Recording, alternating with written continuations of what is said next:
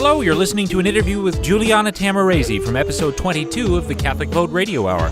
Like and subscribe to the Catholic Vote Radio Hour on YouTube, iTunes, and Google Play, and follow us at Catholic Vote on Facebook and Twitter. I'm your host, Stephen Harriott. And now I have the honor of speaking with Juliana Taimoorazy. She is the president and founder of the Iraqi Christian Relief Council and has been working tirelessly for years on behalf of minorities in the Middle East.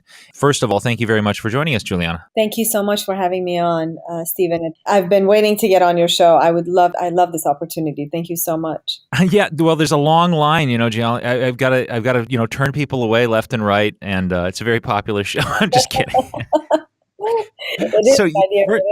So first of all, you've just come back, I believe, from sort of a tour of many parts of the Middle East. Isn't that right? Yes. I was in Iraq for 12 days. I was 2 days in Jordan, and it was a trip of a lifetime. It's not my first time in Iraq, but something was different this time around, and I'm sure we'll get to it during this interview. Right, yes. Well, first of all, before we get to that, could you give a little background to our listeners about you as a person? I mean, your background, you were born in Iran, you were smuggled from Iran at a very young age, isn't that correct? Yes, I was smuggled out of Iran in 1989. And the reason for me being smuggled was because I was under the age of 30 and I was unmarried and I wasn't allowed to leave the country at the time. And the reason my parents decided to take me out of the country was because I was told repeatedly that I was not good enough to play with the Muslim children. I was forced to defend the Trinity. Just so many times they tried to force me to say the Shahada, which is the verse from the Quran that would automatically convert people to Islam. Right. And I refused to do that. So finally, my parents decided to take me out of the country. My brother had already left. And I was next. I was next to leave the country. And your family in Iran had been there for a number of generations, isn't this correct? But mostly descended from women after the conflicts that ended up, they were deported there, correct? Yes. So my ancestral homeland is northern Iraq, because that's where the majority of Assyrians came from, northern Iraq, southern Turkey, northwestern Iran. And I'm a Ninevite. Ninevites are, as you know, today's Christians of Iraq are descendants of ancient Ninevites. I was born in Iran because generationally, at least until mid-1800s, that we were able to trace it back to, my ancestors were born and raised in northwestern part of Iran. But during the Armenian, Assyrian, Greek genocide, my great-grandfather on my mother's side took his family to Russia. They walked from northwestern Iran, the city of Urmia, all the way on foot to Russia. On my father's side, my great-grandmother, two of her sisters were kidnapped and killed by Kurdish Muslims, and my great-grandfather died there in Urmia. So all in all, my family has given 8 martyrs in the name of Jesus for our faith. And then from Russia, my parents were born in Russia, but they were sent back to Iran because they had Iranian citizenship. Their parents had Iranian citizenship. So this is the reason why I was born in Iran. Right.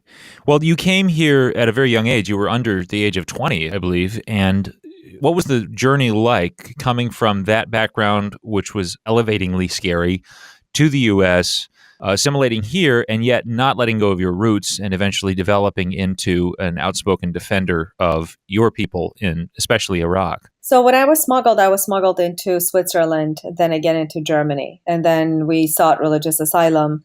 We came here in 1990. I was 17 years old when we came to Chicago. I went to school, earned my bachelor's degree, then my master's in instructional design, which means I designed training programs for engineers, teaching them different computer applications. But I always was a defender of the Assyrian heritage, Assyrian language, ever since I was 7-8 years old, because I come from a lineage of activists who have fought and died for the nation. So at a young age, I knew I would have to defend the Assyrian heritage. But then from a Christian perspective, my mother always taught me through stories, and my grandmother did as well, about the heavy price we have paid for being Christians in the Middle East. So when I came to the States, I've been immensely blessed to become an American citizen, a proud American citizen, and all the blessings that the Lord has given me. Mm-hmm. It is my responsibility, and it's really a privilege now to be the voice for the voiceless who are persecuted in Iraq and in Syria, but especially in Iraq. So I've been doing a lot of that advocacy work and fundraising to help the persecuted church. Well, and little did you know throughout many of those years about the upcoming rise of ISIS. Was it the rise or the increase of jihad in the Middle East that eventually led you to found the Iraqi Christian Relief Council? And when was that? How did that come about? So our recent persecution began in 2003 with the Iraq War, when Al-Qaeda came into Iraq and wreaked havoc really on the Christian lives there by detonating themselves as terrorists inside churches, by bombing the churches during Mass, terrorizing families by kidnapping or beheading their children and their husbands and impregnating their women, decapitating our priests. All of that was going on as the West was completely silent for many, many years. That started really in 2003 and 2004. But in 2006, Zarqawi started the Islamic State of Iraq, ISI.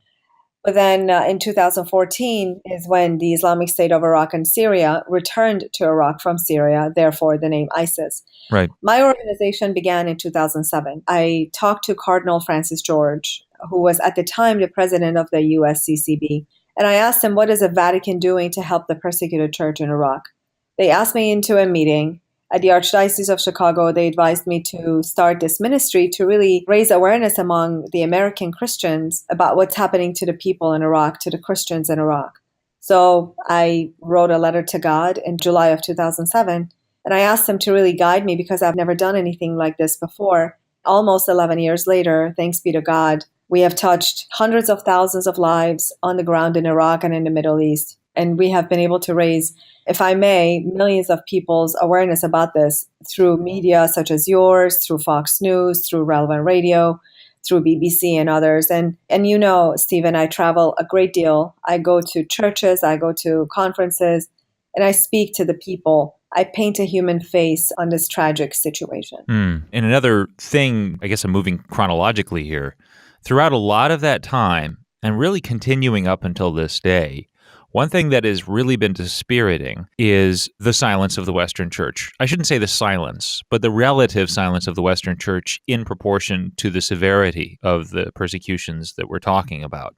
This is something that's actually, I admit, built up a little bit of resentment in at least me. I remember several years ago, I was in contact with some Christians of Middle Eastern extraction before the rise of ISIS, and they were already talking about their aunts and uncles and so forth who were being tortured, captured, and so forth.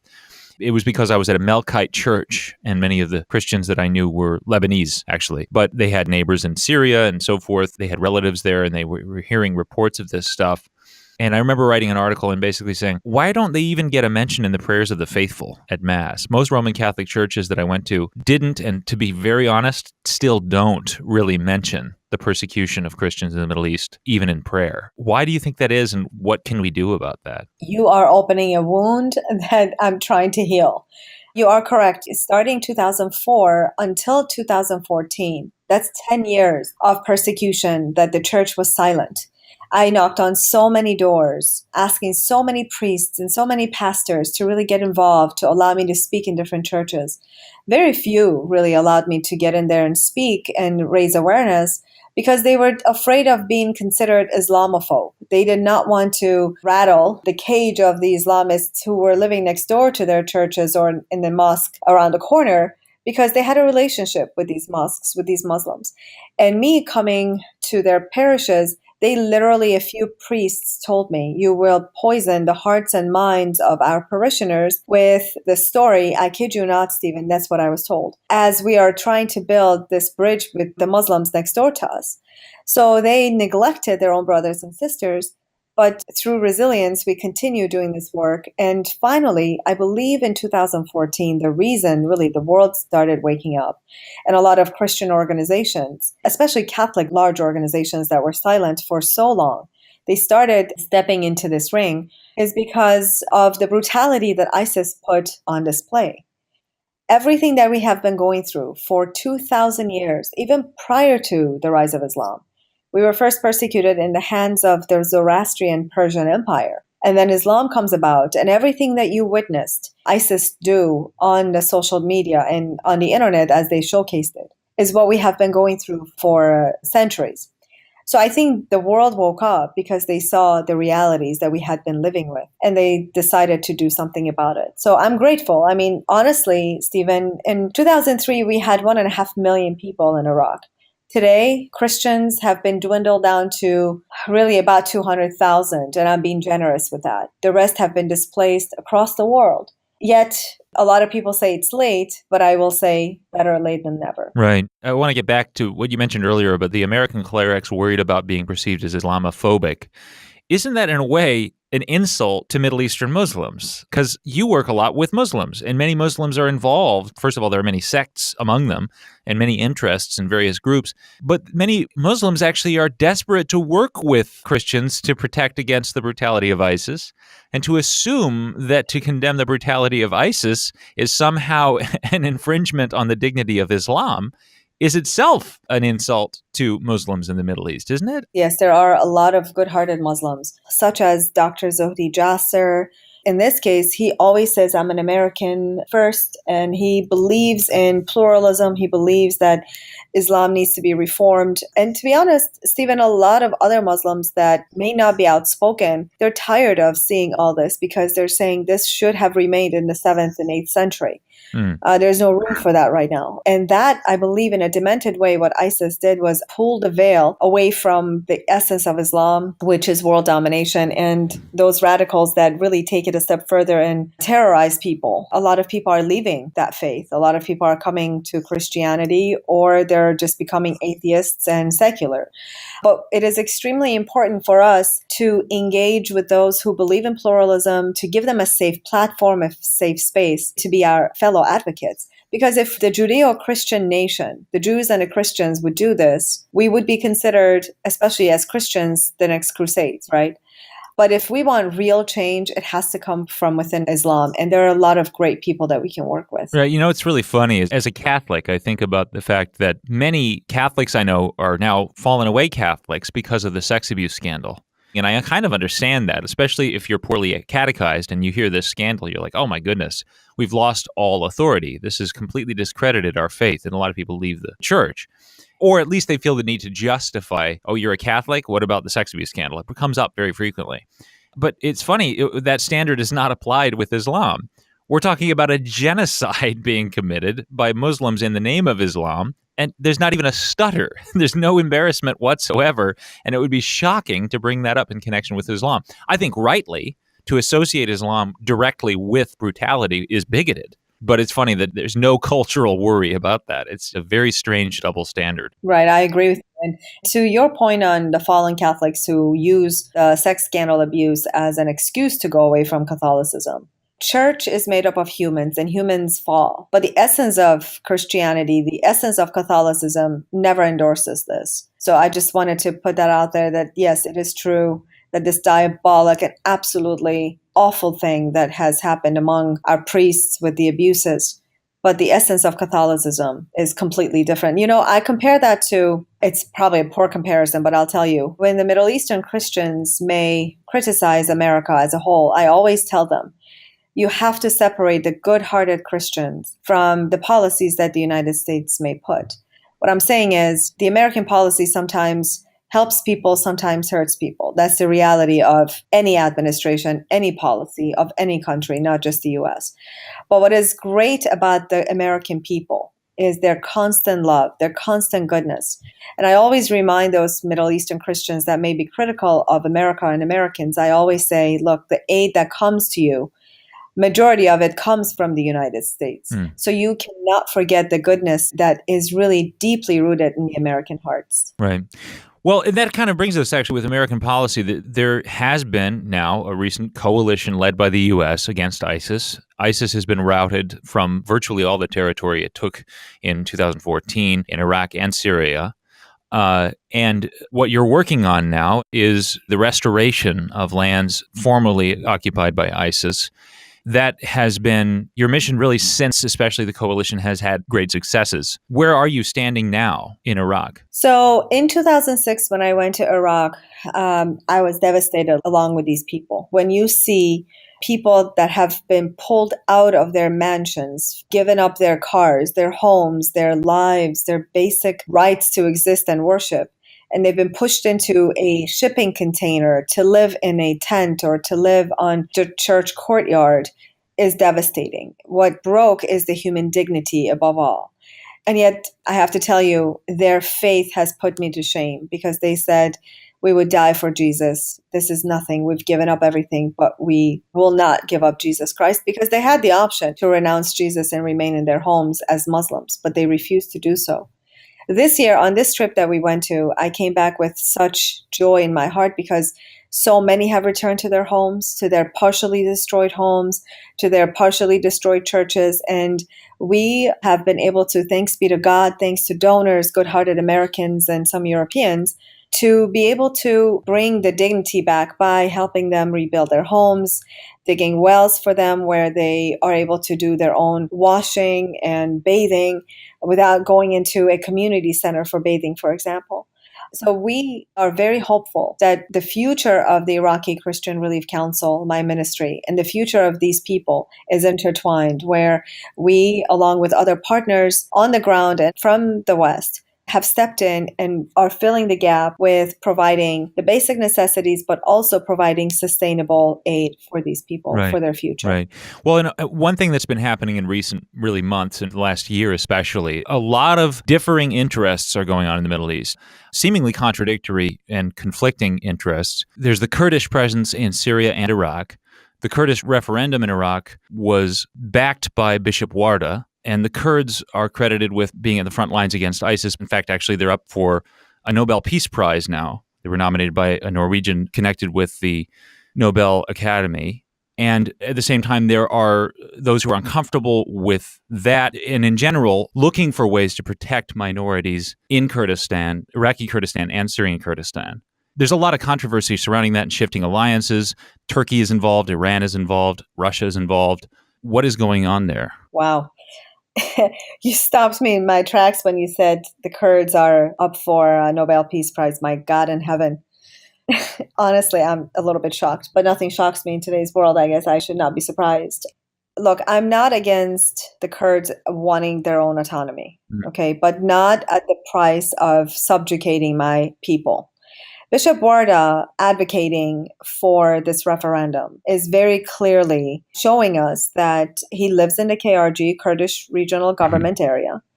And of course, their political party, the Kurdish political party, plays a lot of games with intimidating people. So therefore, people like Bishop Warda and others may have to go along with what has been demanded of them. And he's not alone. There are other actually Assyrian, Chaldean, Syriac organizations that have given in to the Kurdish way of thinking and to their policies.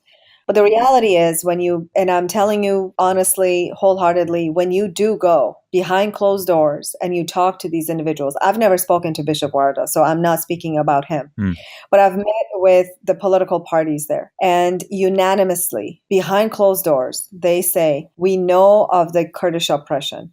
We know of the Kurdish abuses, and we're unable to speak up. You be our voices in the West. And we take the risk of doing this work. We take the risk of being the truth tellers out in the West. Again, I'm not against the Kurdish people. Right. I'm not against them wanting to secede from Iraq. It is what it is. That is their decision. Do I want Iraq to stay intact? Absolutely. Under one banner, under one flag. Right. What I worry the most about is the future of my nation that has been oppressed. And I'll give you an example. A lot of Assyrian schools in the Kurdish regional area, they are unable to have basic things such as a computer lab, such as a biology lab. Kurdish schools have those, but they are not given funding to have a computer lab. So how do the kids learn computers? Theoretically, Stephen, in the book.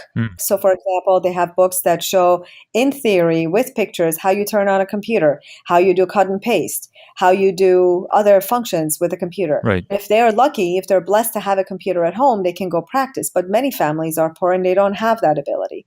Or our families are forced to belong to the Kurdish Democratic Party, the KDP, much like the Baathists used to do. The Baath Party was evil, and they would force people to belong to the Baath Party. Otherwise, they were interrogated and they were terrorized. And on many occasions, this is happening in the Kurdish area. Now, having said that, The Nineveh Plain Protection Unit is protecting a little bit more than half of the Nineveh Plain. Nineveh Plain is a region where a majority of Christianity has come from. Post-ISIS, they escaped there. It is really our ancestral homeland. It does not belong to the Kurds. But the Kurds have come in and taken over the northern half, which is concerning to us.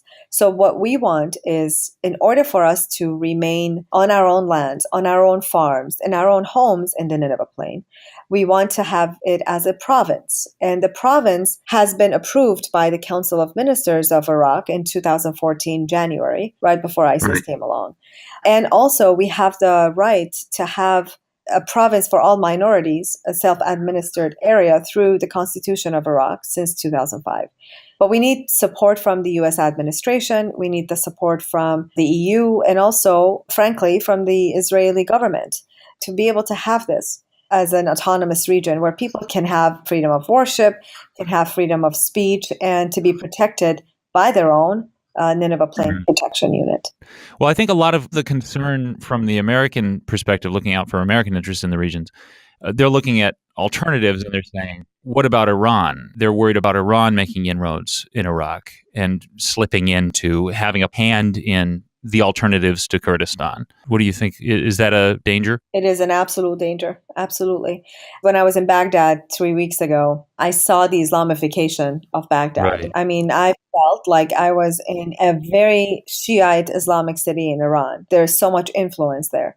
And as you know, there's a school, an Iranian Islamic school in Bartella that has opened in the Nineveh Plain. So the concern is that they are going to have their claws inside Iraq. And from an Israel perspective, I'm very worried about Israel because that could be a corridor through Syria, through Lebanon to reach Israel. So because I witnessed the Islamification of Baghdad, I'm worried that the Nineveh Plain is going to be Islamified as well. And so, look, one of my sources on the ground in Iran wholeheartedly believed what the Islamic Republic of Iran media was pushing down everybody's throat, that they are present in the Nineveh Plain, helping rebuild Christian lives. And that is not true. That is absolutely not true. And what do people want? An average person, what do they want? They want economy, they want education, they want safety. And if Iran extends that to an average person, a simple village person, they'll say, okay, well, I'll take where the protection comes. I'll bring food to my table and I put the food on my table.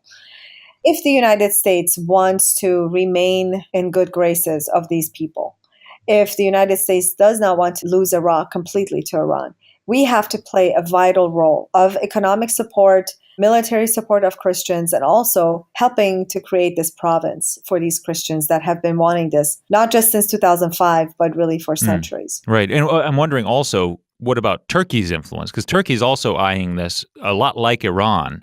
In fact, Turkey is especially resentful of Kurds. In fact, they're recently bombing Kurdistan and Syria. Yeah. What do you think of Turkey's interests? Because also Turkey is also jihadist, essentially. Yeah, essentially what they want is yet another Ottoman Empire. Erdogan wants to have Mosul for himself and anything above Mosul, north of Mosul, to really start another caliphate, another Ottoman Empire.